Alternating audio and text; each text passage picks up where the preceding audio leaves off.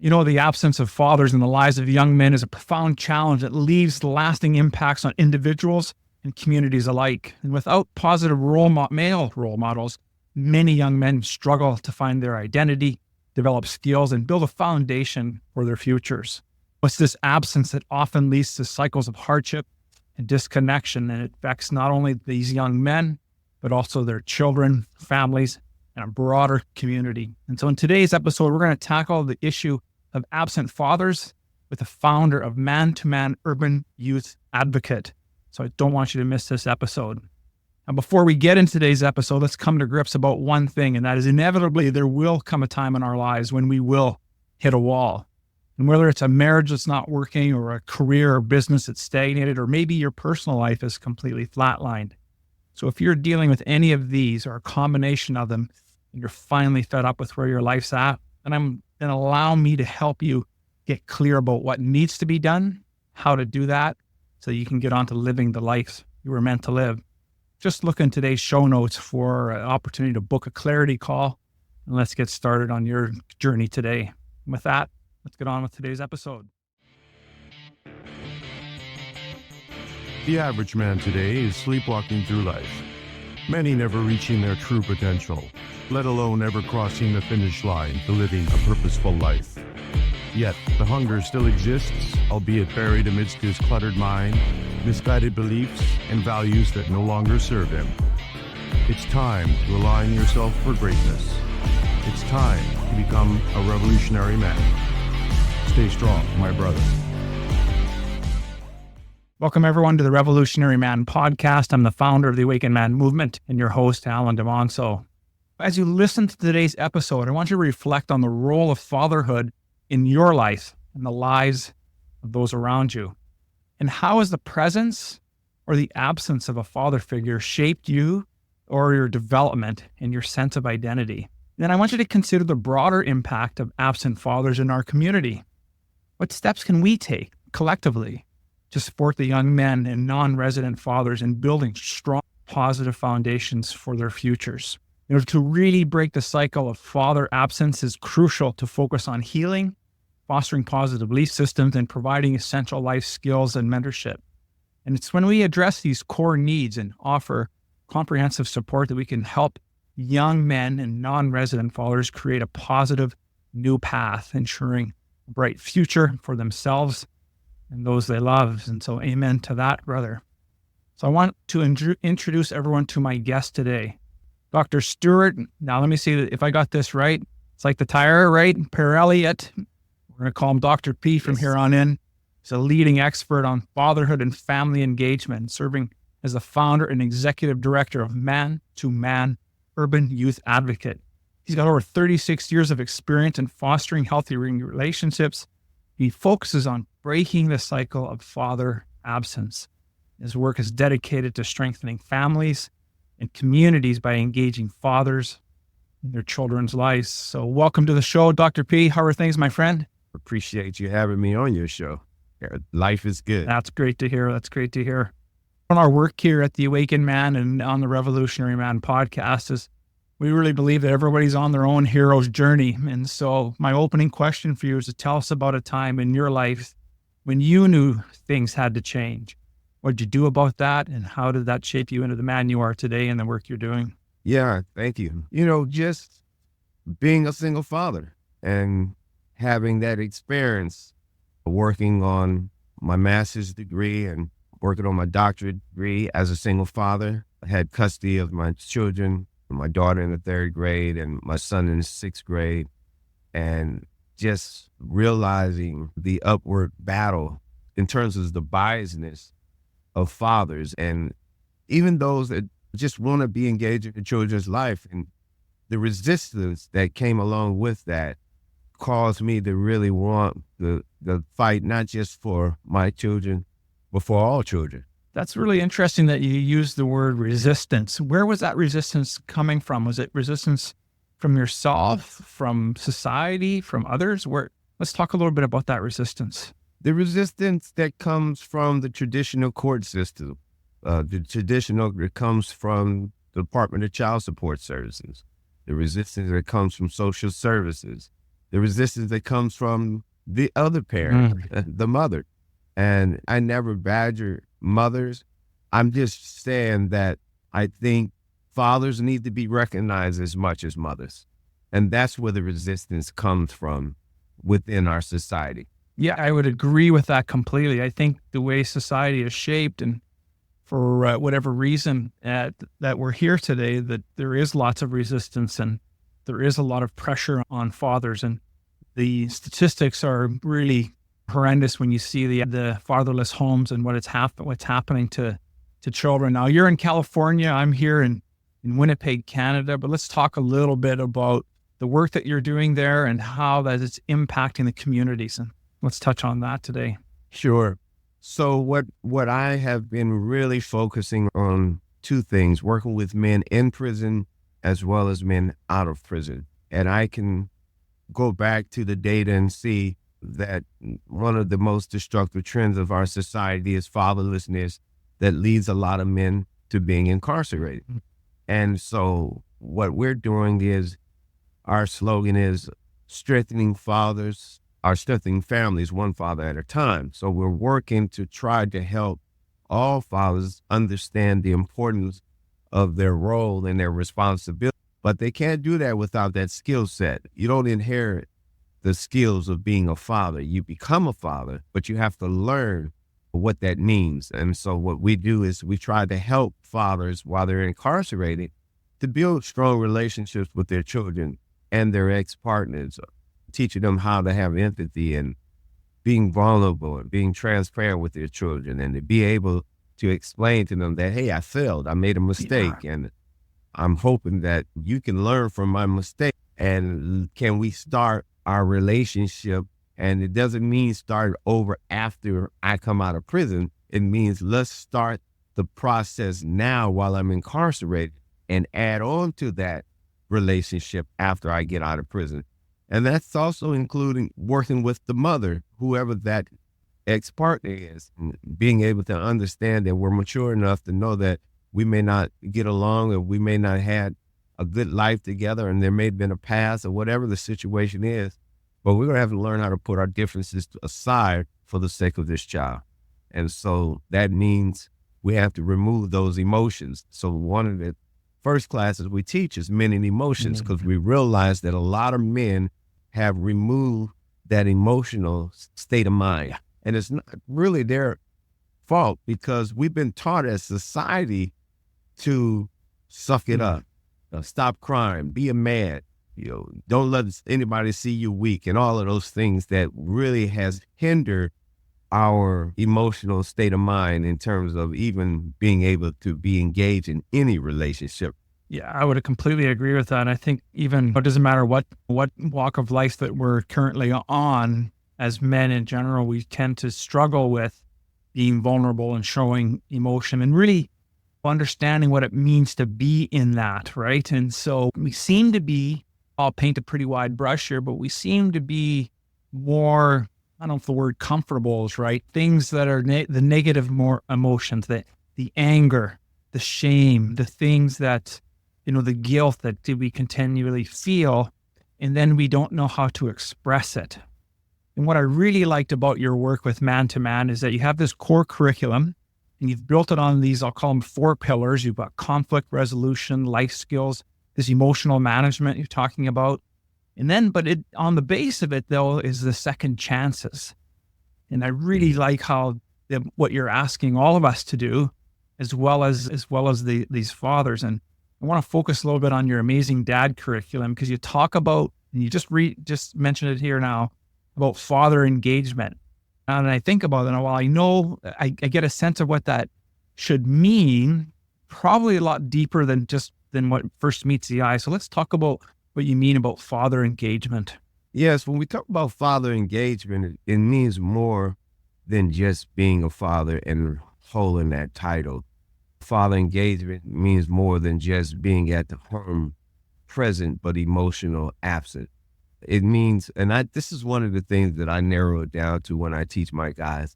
It's 3 things that we need to do in terms of fathers. We need to be active, we need to be present, and we need to be consistent.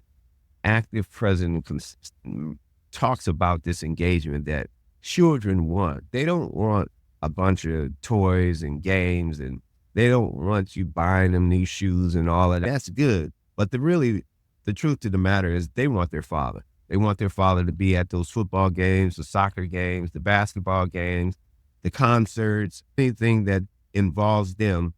The father needs to be there, because the father is the one who shapes the identity of that child, whether it's a boy or a girl. And it's amazing because we don't get it to the point that we understand the reason we're losing our society and losing our young men and young women is because more than 50% of the homes are absent fathers from the home, from the family. And what happens is we find this cycle. It's a cycle of high school dropouts, of incarceration, the drug addiction, mental health issues, public safety issues, suicide, human trafficking. The list goes on. And we could eliminate 90% of those social ills if we could just get the father to be present and consistent. I completely agree. And I think that is such it's a sad state for our society that it's a situation where we're at. And just before we were getting on the show here, I was sharing with you the situation that I'm in. And so I know you work with fathers and helping them get engaged with it. And so what about a situation where maybe it's the child who is struggling and they're the one that's struggling with incarceration? How would you coach and mentor fathers who may not have been, who maybe are absent, they're not active, and they haven't been really spending that time with them? What would you coach them to do? It's funny you ask that question. I have a class, and in my class, I have a father and a son in my domestic violence class, and they're building their relationship now, unfortunately, in prison. And they're being able to communicate and have that safe space where it's okay to say I blew it. It's okay to say I missed it. It's okay to say, not make excuses to the point I didn't have a father, that's why I ended up being the father that I am, but really actually take a responsibility and ownership and say, hey, look, I really want to be a better father and I'm willing to learn. And that's where it starts, with being vulnerable and open and being not resistant, but resilient to the point to say, hey, you know what? I want to be the best dad that I can. And I'm going to learn how to implement these skill sets. And what I love about it is these guys learn these skills and they practice them right away, especially the guys in prison, because they get on these tablets now where they can make phone calls, FaceTime their children, and they're start utilizing what they learn. And then they come back and say, Dr. P, it worked. I'm like, of course it worked. That's the reason why we do it. And so I think the biggest thing is to forget about what society says about you as a man and masculinity and what men do, because a lot of that stuff is totally opposite of what it really means to be a father that's engaged and present in their children's life. So we have to deal with that masculinity. We have to deal with that toxic masculinity. We have to deal with the fact that you have to be open and say that I blew it. I messed it up. I'm trying to start over, and to be able to articulate and communicate. And I talk about communication with these fathers because a lot of them say they don't like to communicate, or they're not great communicators, but they are great communicators. When it's time for them to want to speak to a young lady that they find is attractive, they have the right words that what they want to say to them. They're a great listener. They know how to listen to what they're saying because they have a motive. That same way that you do with that woman that you can do with your child is to be able to be an active listener, because a good listener makes a great communicator. And if you don't listen, you're going to have miscommunication, which leads to conflict. And then we all know what happens with conflict. Yes, absolutely. And then I like that you brought that connection to, well, it's not that they don't have the skill. It's just the framework they put on it. It's this belief system that they develop. Now, whether that's a moral belief system or they've brought it, they've embedded it in themselves. And so let's talk a little bit about the role and As we talked in the intro about developing positive belief systems and in their development. So how do you go about doing that in your program? With the roles, there's several classes that we have. As we're working on right now, it's in the editor's hand, 5-book series for our curriculums. And it's called Healthy Mind, Body, and Spirit. And it really actually addresses one thing after another. So we start off talking, as I told you, the men in emotion. We talk about the communication. We talk about conflict resolution. We talk about what is conflict and healthy conflict, because a lot of times people think of conflict, they think of negative conflict. We talk about being vulnerable and having an open space that they feel like they can communicate without being judged. That's the big key right there. Because once they are in this place where, and this is probably one of the house rules that I first start off letting people know, that if anybody is being laughed at or judged, or anybody being judgmental in that class, is going to be removed from the class permanently, which means you can never come back to man. Because what you do is you break the safe place where these guys can actually really be healed. They can cry and not be judged. They can say how they feel and the mistakes that they've made. And so now what they're doing is they feel, and this is the big thing, a place where they can trust you. And 90% of these guys have trust issues. So we got to get past the trust issue in order for me to help. You got to let me help you, but you got to be able to feel like I'm going to help you and not hurt you. Well, and that's a great point that you bring up there about the trust issues, right? Because in their life, most likely their life story has shown them that they can't trust people. And so we become guarded, right? We become guarded about how we're going to interact and what we're going to say, and create that space for them to be able to, and with that ground rule, I think that's a completely fair ground rule. And in our group mentoring program here, we call it Band of Brothers, is that it's the one piece that makes it work is the trust. When I borrow some verbiage from 12-step programs, and that what you see here, what you hear here, let it stay here. And that if it happens that we find out that it's been discussed outside of the group, that gentleman's no longer welcome back. Because how do you expect us to be able to practice and model in any of this? And I think you talked a little bit earlier about emotions. When I just think of the Bible verse in James where he says, everyone must be quick to listen, slow to speak, slow to anger.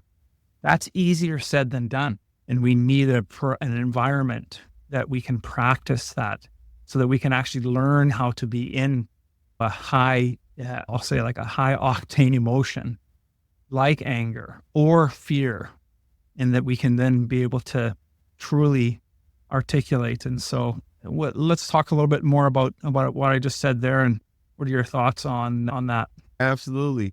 It's funny, you talk about fear and anger. A lot of times we think that people are angry when in fact they're fearful. Us actually, as men, we just respond without thinking. And we have to teach. That's one of the things I do is I teach men to start processing things in their head before they act. Think about what it's going to cost you. You have to be slow to speak. There's a reason why you have 2 ears and 1 mouth. You're supposed to listen twice as much as you speak, but we do just the opposite. And it gets us in trouble. And so now it's trying to uproot that old learned behavior and to lay a new foundation. And that new foundation, it's a little awkward because you never utilized this skill. You've never been taught this skill set. And so it goes against everything that society believes in, especially as it pertains to masculinity and manhood. And so that's why I tell them, I said, that part didn't work for you. You tried it, it didn't work for you, it landed you in prison. So let's try something different. And you're right. If I ask these guys, and I always ask them at the beginning of the class, could you all raise your hands if you have trust issues? And more than 95% of the class, they know they have trust issues. So it's even an issue for them to even trust me as a professor or an instructor because they have abandonment issues, they have rejection issues, they have hurt issues, they've cut off, they've numbed themselves, they've medicated themselves, They have a past history that have been birthed into domestic violence because that's all they know. And so now they have to realize that it's wrong. It's a wrong thought of thinking. It's a wrong behavior. It's not just physical, but it's mental, it's verbal, it's financially.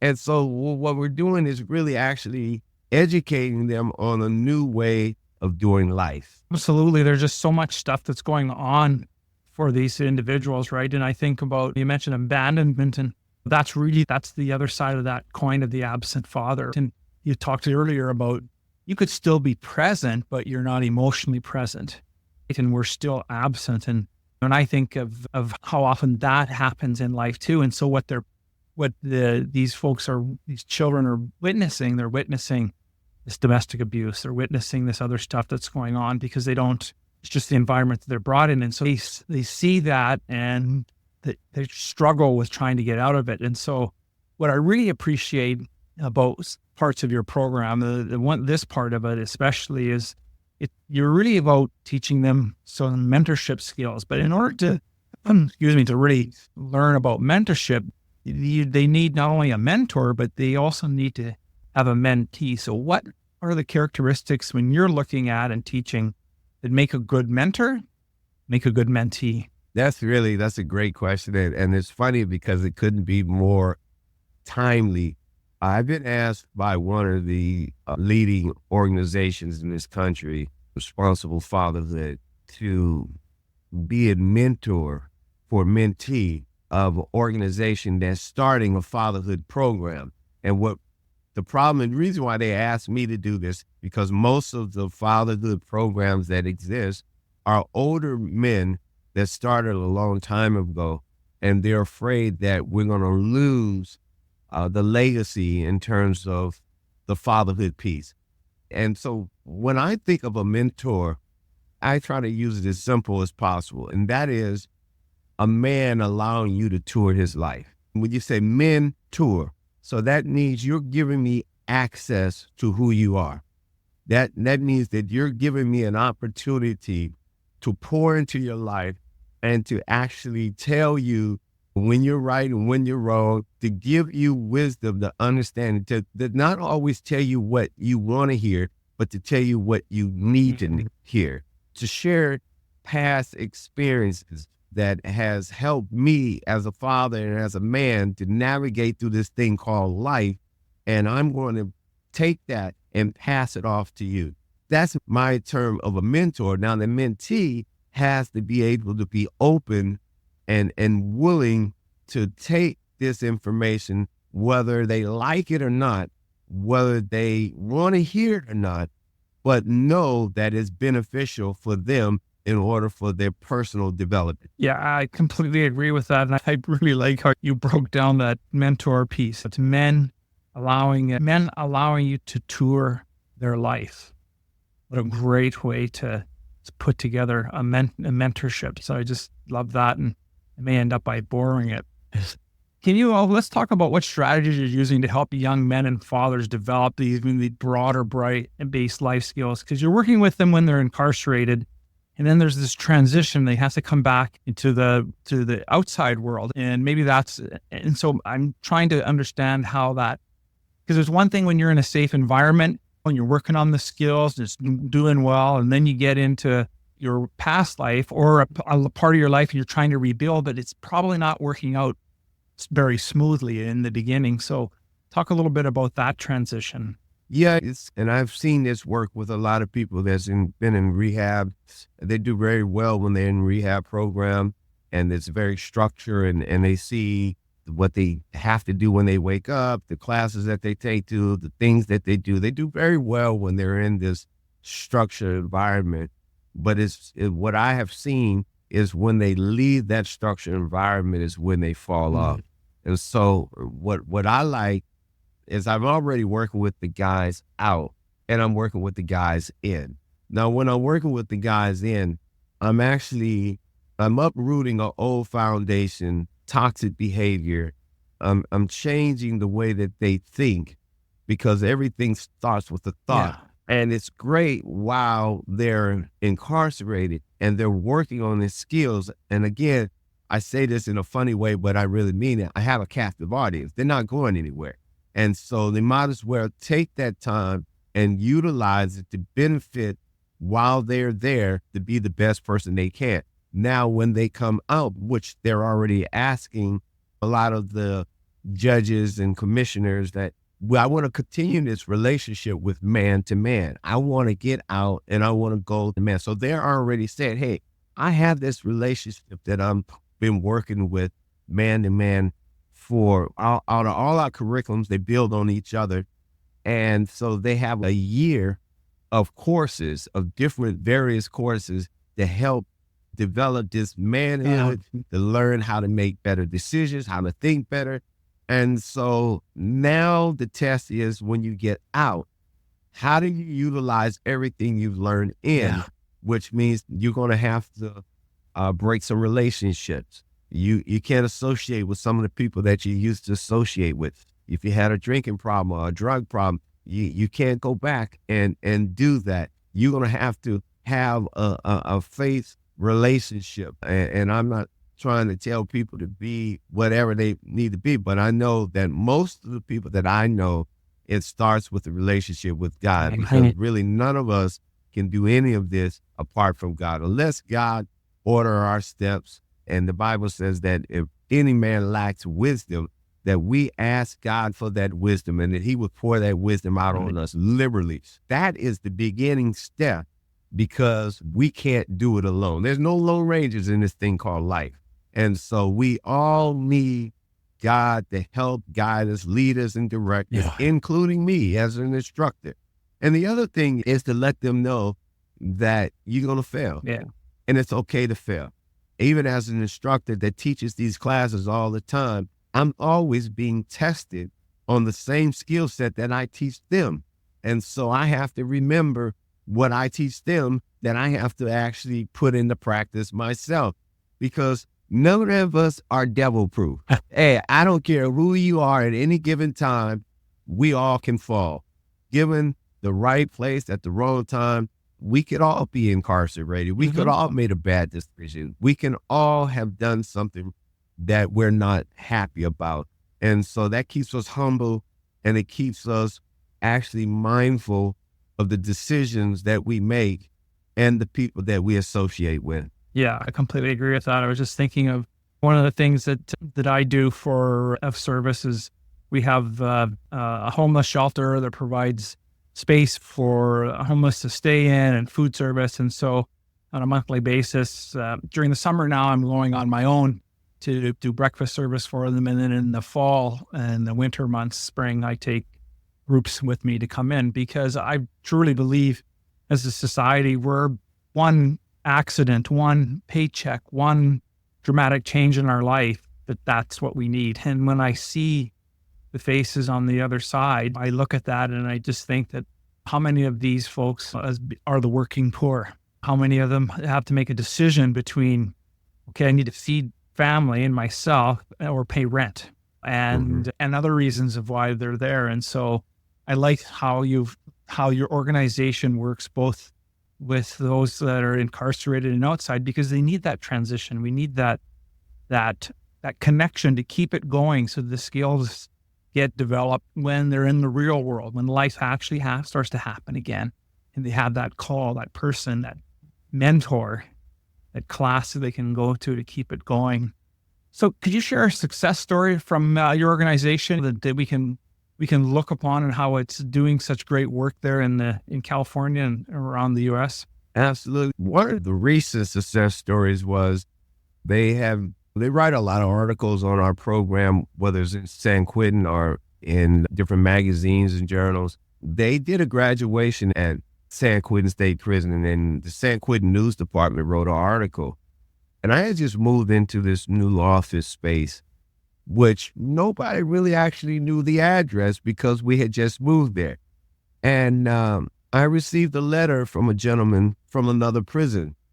And he said that he says, Dr. P, I read about your program from the San Quentin News Department. Now, San Quentin News writes this newspaper, but they distribute them in all the prisons in California and even outside of California. So this gentleman said, I love what you're doing about fathers.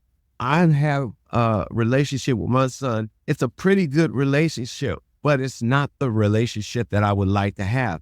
I want you to send me everything you have in terms of helping us, correspondence classes or whatever. And what really got me was, first of all, this man had to do his research to find me because I had just moved in this office. So I hadn't really given anybody that address. But he found me and he requested actually for the classes that we're teaching in San Quentin, which made me write these books that I was telling you about. These correspondence books where they're self-taught. There's not a facilitator. There's not a teacher. You're the teacher and the student.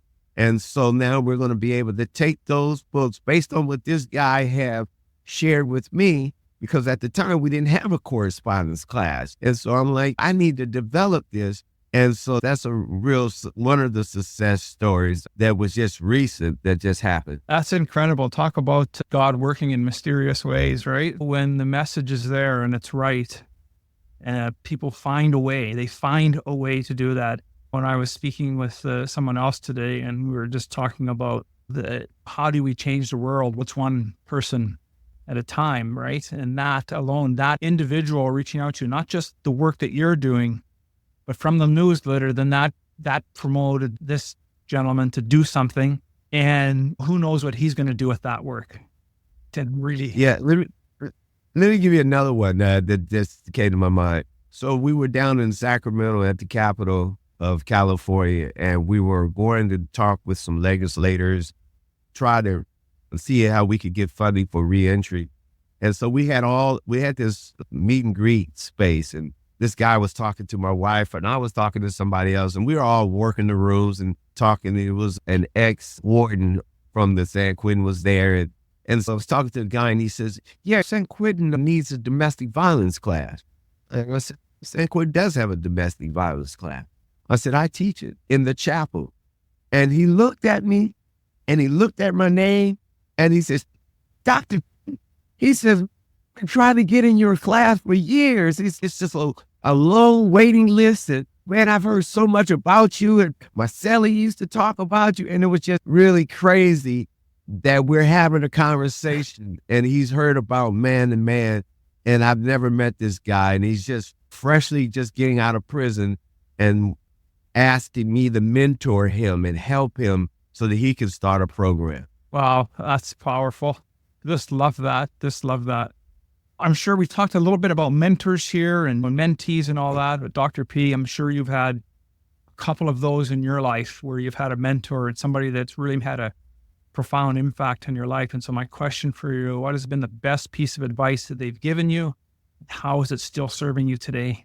I have a mentor by the name of Dr. J. Alfred Smith, Reverend Dr. J. Alfred Smith, Sr., known all across the world. I remember in high school, we had a big revival at his church, and he had asked me, could he pray for me? Now, mind you, at this time, I was not living for God. Prayer was not something I wanted, and I was very ignorant.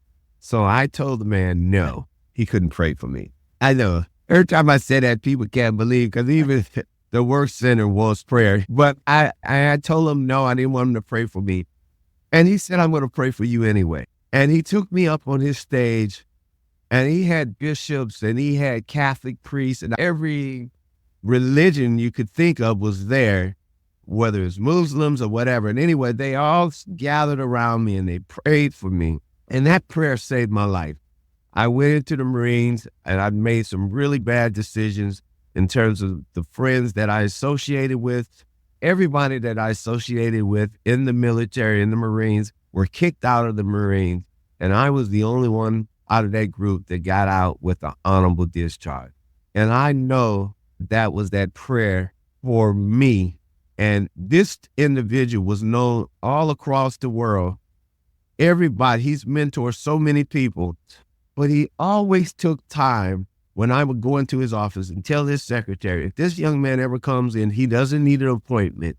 He would come around his desk kneel down with me, grab my hand, pray with me, and then he'll go back around and to his desk and say, how could he help me?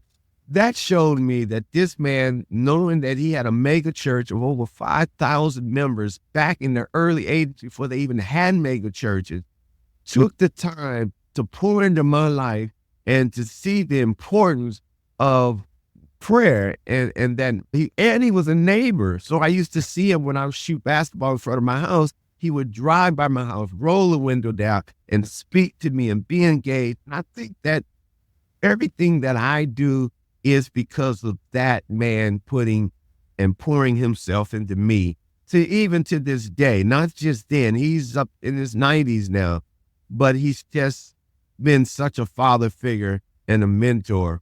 And I know that's what we all need as young men. Absolutely. No doubt about that. And that's the power of mentors, whether we see it or not in the moment, but ultimately we do see it. Everything that we spoke about today, and maybe there was something we didn't get a chance to touch on, what would be the takeaway you'd want our listeners to have? I want our listeners to understand that in terms of families, we're regressing.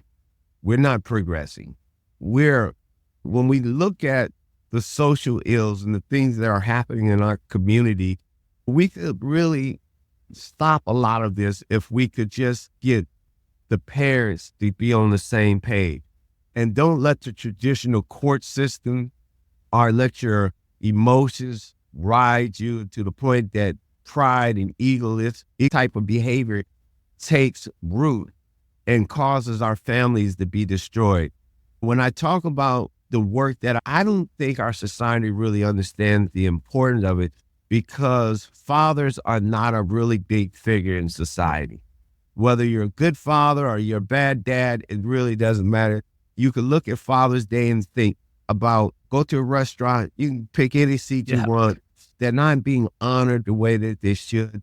And we need more fathers we need more advocacy in terms of the traditional court systems and fathers being honored in terms of the court systems, and mediators and child support services need to say, hey, look, we need to get fathers involved. And we need to assist them rather than think that there's just a paycheck to support their children, but they can't have any time with children. Men have emotions, they have feelings. They want to be involved in their children's life just like mothers do. And so we got to do a better job in terms of dealing with this thing of fatherlessness. Because when I tell you, and I don't think I told you this, but when I told you about it's the most destructive trend in our society, one thing I didn't tell you was in every country, we have an issue with fatherlessness all across the world.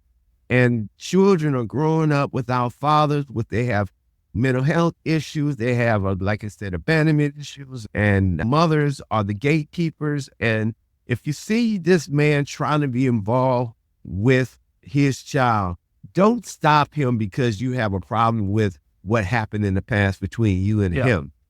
Allow him to spend that time, because you're not really hurting him. You're hurting that child. And that child's going to have problems in life, whether it pertains to relationships, whether it pertains to trust issues, whether it's relating to teenage pregnancy, the cycle continue in terms of abandonment issues, and all of these things that could be dealt with if we just could sit down and be mature adults and communicate and learn how to work it together in terms of parenting and co-parenting. Completely agree. And I think that is, and you're absolutely right. It doesn't matter where we are, whether we're in the US or in Canada or around the world. Fatherlessness, the absence of fathers in the home, truly being absent, whether they're not there at all in physical form or being there, but not engaging with their children. And I can say, as a father of a 30-year-old now and a 20 or 32 and a 29-year-old, I wasn't, because their mom and I split up when they were very young. I didn't do a good job of staying present with them. And now it's catch-up time. It's catch-up time to try to be there. And I think the work you're doing is so important there, Dr. P. And I just want to say thank you so much for spending some time with us today, giving us some insights on what we can do to curb the fatherlessness that's happening in our communities, and some of the things that we can do to get involved. So if men are interested in getting a hold of you and participating in your work, what's the best way for them to do that? There's a few things. Our email is man, M-A-N, number 2, M-A-N, at, and then you do it again, man to man. So it's man, number 2, man, at man to man dash UYA.org. Our website is man to man dash UYA.org. And yeah, you can Google me. You can find me on LinkedIn. The work that I do in terms of when you Google me is extensive, whether it's podcasts, it's workshops. I'm here to try to help men across the globe. My job is to help men in every area of life that has failed, that have not really actually had the practical tools.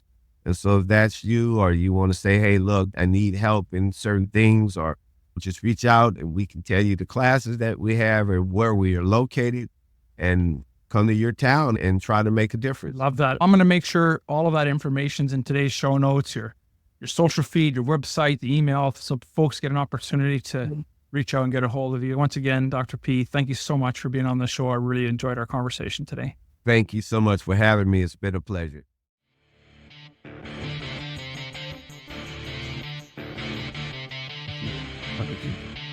Thank you for listening to the Revolutionary Man Podcast. Are you ready to own your destiny? To become more the man you are destined to be? Join the brotherhood that is The Awakened Man at theawakenedman.net and start forging a new destiny today.